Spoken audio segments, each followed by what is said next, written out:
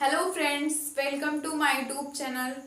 सो आज हम लोग पढ़ेंगे 1793 का एक्ट, चार्टर एक्ट। इसको बोलते हैं चार्टर एक्ट। इसके पहले हम लोग पढ़े थे रेगुलेटिंग एक्ट पढ़ चुके हैं, और एक्ट ऑफ सेटलमेंट 1786 का अधिनियम, और उसके पहले ये पढ़े थे पिट्स इंडिया एक्ट। ये सब पिछले वीडियो में कवर कर चुके हैं। तो आज हम लोग पढ़ेंगे 1793 का चार्टर एक्ट। तो सबसे पहले जानेंगे इसका चार्टर नाम क्यों पड़ा, चार्टर इसको किस लिए कहा जाता है, चार्टर इसको किस लिए कहते हैं। तो इसको चार्टर का मतलब होता है कि ये एक आधिकारिक दस्तावेज था। क्या था? एक आधिकारिक दस्तावेज था जो कंपनी को विशेष अधिकार और शक्तियां देता था। एक आधिकारिक दस्तावेज था, आधिकारिक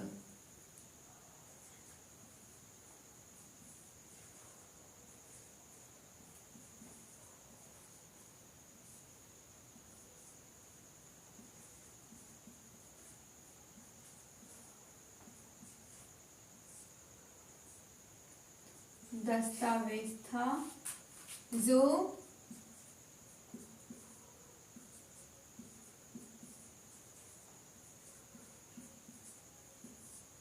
अधिकार व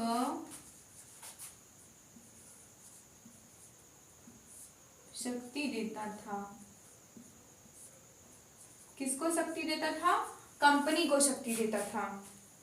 तो देखो इसमें क्या है कि जो चार्टर किस लिए कहा जाता है, इस एक्ट को चार्टर इसलिए कहा जाता है क्योंकि एक आधिकारिक दस्तावेज था। आधिकारिक दस्तावेज था जो किस कंपनी को, ईस्ट इंडिया कंपनी को क्या करता था? एक विशेष प्रकार का अधिकार और शक्ति प्रदान करता था। इसको इसलिए चार्टर कहा जाता है। तो और इसका मुख्य उद्देश्य क्या है? इसका मुख्य उद्देश्य है ब्रिटिश ईस्ट इंडिया कंपनी के व्यापार और शासन को व्यवस्थित करना, कि उसका व्यापार मतलब सही तरीके से हो सके, और उसके व्यापार को व्यवस्थित करना था। व्यापार और उसका जो शासन था उसको व्यवस्थित करना था, इसका मुख्य उद्देश्य है। और इसका मुख्य प्रावधान क्या है, आइए हम इस वीडियो में समझते हैं इसके मुख्य प्रावधान के बारे में। ये बहुत इंपॉर्टेंट है, मुख्य प्रावधान। तो चलिए देखते हैं इसका मुख्य प्रावधान क्या है। देखो, सबसे पहले ये है कि इसने लॉर्ड कॉर्नवालिस को दी गई, लॉर्ड कॉर्नवालिस ये कौन थे जो 1786 के एक्ट को लागू किए थे? लॉर्ड कॉर्नवालिस को दी गई काउंसिल के निर्णयों के अधिभावी शक्ति को भविष्य के सभी गवर्नर एवं प्रेसिडेंसी के गवर्नरों को विस्तारित कर दिया गया।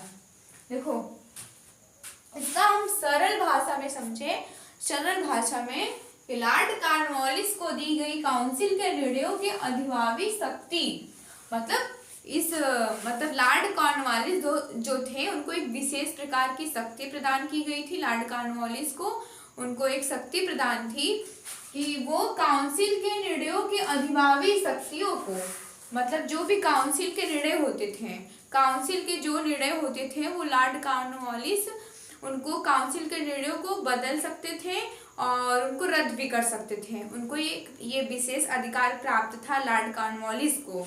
तो अब इस एक्ट के बाद क्या हुआ? 1793 के एक्ट के बाद ये हुआ कि भविष्य के सभी गवर्नर एवं प्रेसिडेंसी के गवर्नरों को विस्तारित कर दिया गया। तो देखो, अब पहले क्या था कि लॉर्ड कॉर्नवालिस को बस ये शक्ति प्रदान थी कि वो काउंसिल का जो भी निर्णय होता है उसको बदल सके, अगर उनको पसंद नहीं आया तो उसको बदल सक रहे हैं और उसको रद्द भी कर सकते हैं, ये उनके हाथ में था। ये लॉर्ड कॉर्नवालिस को शक्ति ये प्रदान थी। अब क्या हुआ कि अब जितने भी गवर्नर जनरल हैं उनको ये शक्ति प्रदान कर दी गई। उनको भी यह शक्ति मिल गई कि अगर उनको पसंद नहीं आ रहा है, कोई भी निर्णय हो रहा है काउंसिल में जो भी निर्णय कर रहा है, जो भी डिसीजन हो रहा है, तो अगर उसमें किसी भी व्यक्ति को अगर ये मतलब पसंद नहीं आया, ये निर्णय उसके लिए ठीक नहीं है, तो मतलब उसमें अस्वीकार कर सकता था, उसमें वो अस्वीकार कर सकता था। इसमें अब वो हर व्यक्ति के पास ये अधिकार मिल गया जो कि लॉर्ड कॉर्नवालिस के पास था।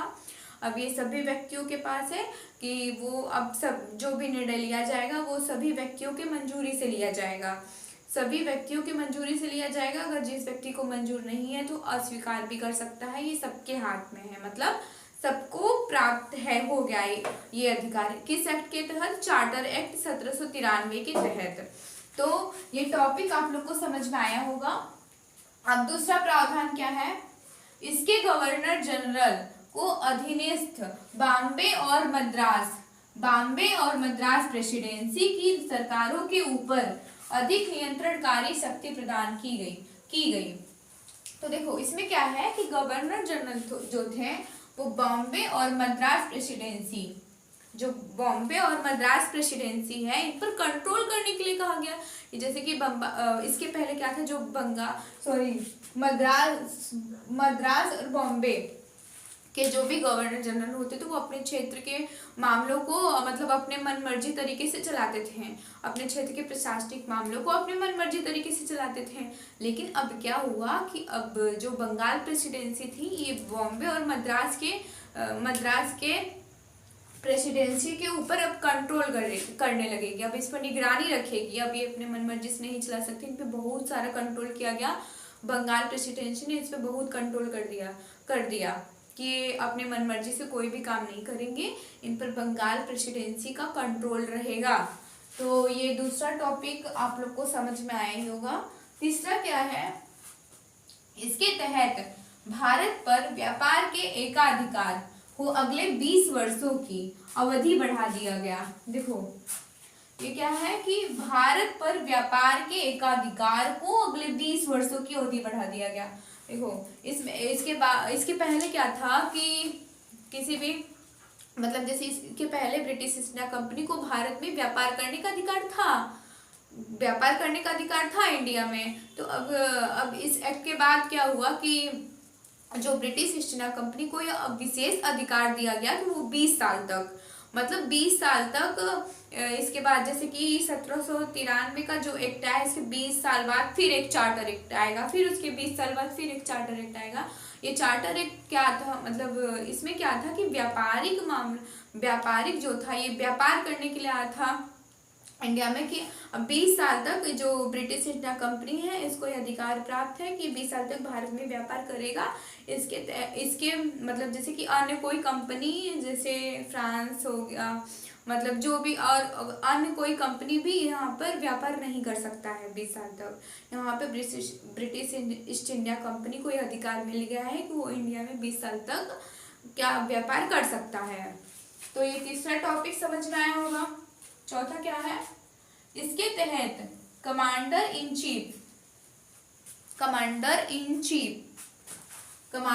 चीफ के गवर्नर जनरल काउंसिल के सदस्य होने की अनिवार्यता समाप्त कर दी गई, बशर्ते कि उसे उसी रूप में नियुक्त किया गया हो। देखो इसमें क्या है कि जो कमांडर इन चीफ होते थे, कमांडर इन चीफ जो होते थे वो गवर्नर जनरल काउंसिल के सदस्य होने की मतलब अनिवार्यता समाप्त कर दी गई। देखो पहले कि अगर किसी व्यक्ति को मतलब अगर कोई है उसको कमांडर इन चीफ की नियुक्ति हो रही है तो उसको क्या बनना पड़ता था, उसको काउंसिल का भी सदस्य बनना पड़ता था। काउंसिल जो था उसको काउंसिल का भी सदस्य बनना पड़ता था। जैसे किसी व्यक्ति का कमांडर इन चीफ में नियुक्त हो रहा है तो उसको क्या हो, उसको काउंसिल का सदस्य बनना पड़ेगा तब जाके होगा। तो इसमें अब इस एक्ट के बाद 1793 के एक्ट के बाद क्या हुआ कि वो काउंसिल का सदस्य बनना जरूरी नहीं है, अनिवार्य नहीं है। इसको देखो अनिवार्यता समाप्त कर दी गई। तो देखो अब क्या है, काउंसिल का सदस्य बनने की कोई भी जरूरत नहीं है। अगर वो कमांडर इन चीफ के पद पर है तो वो मतलब वही रहेगा, उसको ये सदस्य बनने की कोई भी जरूरत नहीं रहेगा। इसमें समाप्त कर दिया गया अनिवार्यता काउंसिल का सदस्य बनने के लिए। तो आई होप आपको ये समझ में आया होगा। कमांडर इन चीफ का जो भी टॉपिक है, कमांडर इन चीफ का सदस्य मतलब जो भी नियुक्त हो रहा है वो उसको मतलब अनिवार्य नहीं है काउंसिल का सदस्य बनने के लिए। वो पहले से अगर सैन्य मतलब कि इसमें कमांडर इन चीफ के पद पर है तो वही रहेगा, वो उसको ज़रूरत नहीं है इस पद को अपनाने के लिए, मतलब सॉरी, ये फिर क्या है, काउंसिल का सदस्य बनने के लिए अनिवार्य नहीं है। अब चौथा क्या है, पांचवा, इसने व्यवस्था दी कि बोर्ड ऑफ कंट्रोल के सदस्यों तथा उसके कर्मचारियों को भारतीय राजस्व से ही भुगतान किया जाएगा। देखो इसमें क्या था कि बोर्ड ऑफ कंट्रोल, देखो पहले क्या था कि बोर्ड ऑफ कंट्रोल था और इसके पहले board court of director. Court of director क्या था, वो कंपनी के, ब्रिटिश ईस्ट इंडिया कंपनी के व्यापारिक मामलों को देखा करते थे। और जो कोर्ट ऑफ डायरेक्टर थे वो कहाँ के थे, वो मतलब ईस्ट इंडिया कंपनी के ही व्यक्ति होते थे।